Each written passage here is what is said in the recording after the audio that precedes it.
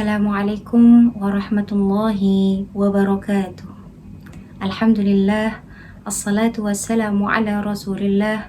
Ashhadu an la ilaha illallah wahdah la syarikalah wa ashhadu anna sayyidana Muhammadan abduhu wa rasuluh la nabiyya ba'dah. Qala Rasulullah sallallahu alaihi wasallam, tasahharu fa inna fis sahuri barakah. Rawahul Imam al-Bukhari wa Muslim. Rasulullah Shallallahu Alaihi Wasallam bersabda, makan sahurlah kalian karena sesungguhnya dalam sahur itu terdapat keberkahan. Hadis riwayat Imam Bukhari dan Imam Muslim. Dalam hadis lain, Rasulullah Shallallahu Alaihi Wasallam bersabda, as-sahuru akluhu barakah, fala tada'uhu walau ayyajra'a ahadukum jur'atan min ma', fa inna Allah azza wa jalla wa malaikatahu yusalluna 'alal mutasahhirin. Sahur itu makannya adalah berkah, maka janganlah kalian meninggalkannya walau hanya dengan seteguk air minum saja, karena sesungguhnya Allah dan para malaikatnya mendoakan orang-orang yang bersahur. Hadis riwayat Imam Ahmad. Dari kedua hadis tersebut kita dapat memahami bahwa dalam sahur terdapat keberkahan yang luar biasa. Dalam artian lain, bahwa sahur merupakan sunnah dan bernilai ibadah. Bahkan orang-orang yang sahur akan mendapatkan doa secara langsung dari Allah Subhanahu wa Ta'ala dan para malaikatnya. Sungguh hal ini merupakan hal yang sangat luar biasa dan tidak boleh kita lewati, meskipun hanya dengan minum seteguk air saja. Saudaraku sekalian, tentunya di sisi lain sebagai manusia kita sangat menyadari bahwa kita membutuhkan untuk makan sahur sebelum berpuasa, agar kita dapat melaksanakan rutinitas dan aktivitas di siang hari ketika berpuasa dengan baik, dan tidak menjadikan puasa sebagai alasan dalam bermalas-malasan untuk berkegiatan. Meskipun dalam suatu riwayat hadis Rasulullah Shallallahu Alaihi Wasallam menegaskan bahwa tidurnya orang yang berpuasa merupakan ibadah.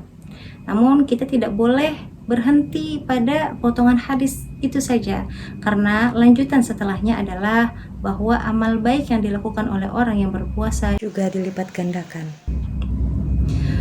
Saudaraku sekalian, memang tidurnya orang yang berpuasa yang diniatkan untuk beristirahat dan tidurnya orang yang berpuasa yang diniatkan untuk menghindari maksiat bernilai ibadah di sisi Allah Subhanahu wa Ta'ala. Namun amalan baik yang dilakukan oleh orang-orang yang berpuasa jauh lebih afdal dan lebih mulia di sisi Allah Subhanahu wa Ta'ala. Saudaraku sekalian, sejak kecil kita sudah tidak asing lagi dengan doa makan yang dibaca sebelum kita makan, yang berbunyi Allahumma barik lana fima razaqtana wa qina adzabannar. Ya Allah, berkahilah kami dan berkahilah rezeki yang Engkau berikan kepada kami dan jauhkanlah kami dari siksa api neraka. Menurut Al-Habib Profesor Quraish Shihab, bahwa mengapa dalam doa tersebut kita menggunakan dhamir na yang berarti kami, bukan menggunakan dhamir ya mutakallim yang berarti saya. Karena ternyata dalam setiap makanan yang kita nikmati terdapat kasih sayang banyak orang di dalamnya, terdapat usaha banyak orang di dalamnya. Dalam satu suapan ada usaha seorang istri dan ibu dalam menyiapkan makanan. Ada usaha seorang ayah dan suami dalam mencari rezeki. Ada usaha seorang pedagang, ada usaha seorang petani, dan lain sebagainya.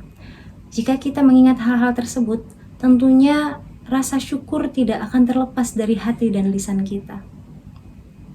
Saudaraku sekalian, ternyata jika kita pikirkan kembali, jika kita renungkan kembali, bahkan dalam hal-hal yang mungkin terlihat biasa, dalam aktivitas yang menjadi kebiasaan kita setiap hari, yang terkadang kita lupa bahwa hal tersebut juga penting karena senantiasa kita lakukan setiap hari, ternyata Allah dengan Rahman dan Rahimnya memberikan dalam hal-hal tersebut keberkahan yang luar biasa dan bahkan dapat bernilai ibadah jika kita memulainya dengan membaca basmalah atau menyebut nama Allah dan kita niatkan dengan baik.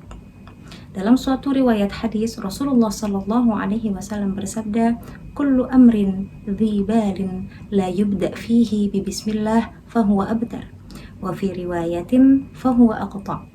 Setiap perkara penting yang tidak dimulai dengan membaca basmalah atau tidak dimulai dengan menyebut nama Allah, maka terputuslah keberkahannya.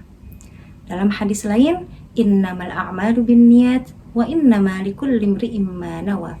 Sesungguhnya dalam setiap amalan itu tergantung pada niatnya, dan sesungguhnya orang yang melakukan suatu amal akan mendapatkan ganjaran tergantung apa yang ia niatkan. Maka dari itu, saudaraku sekalian, mari kita bersama-sama senantiasa menyadari bahwa ternyata sebagai makhluk Allah, sebagai hamba Allah, sebagai umat Nabi Muhammad SAW, kita mendapatkan privilege yang luar biasa. Kita mendapatkan hak yang sangat istimewa, yaitu bahkan dalam hal yang mungkin menurut kita kecil, ternyata Allah berikan keberkahan yang luar biasa di dalamnya. Jangan lupa kita senantiasa memulai kegiatan kita dengan membaca basmalah, dan juga senantiasa kita niatkan untuk hal-hal baik untuk Allah Subhanahu wa Ta'ala. Sebagai contoh, jika kita ingin mencuci pakaian, kita niatkan agar pakaian tersebut dapat suci, dapat bersih, dapat kita gunakan untuk beribadah, untuk sholat, dan dapat kita gunakan untuk menutup aurat. Sebagai contoh yang lain, jika kita ingin makan, kita niatkan untuk agar kita beribadah dengan kuat, agar kita tidak menjadi lemas dalam belajar, agar kita tidak menjadi lemas dalam mengajarkan anak dan dalam memasakkan untuk suami, dan lain sebagainya. Masya Allah, dalam hal-hal kecil pun terdapat manfaat dan keberkahan yang luar biasa. Oleh karena itu, mari senantiasa kita bersyukur. Alhamdulillah ala ni'matil Islam, alhamdulillah ala ni'matil iman, alhamdulillah ala ni'matil ihsan. Usikum wa iyaya bitaqwallah. Wa sallallahu ala sayyidina Muhammadin wa ala alihi wa sahbihi wa sallam. Wassalamualaikum warahmatullahi wabarakatuh.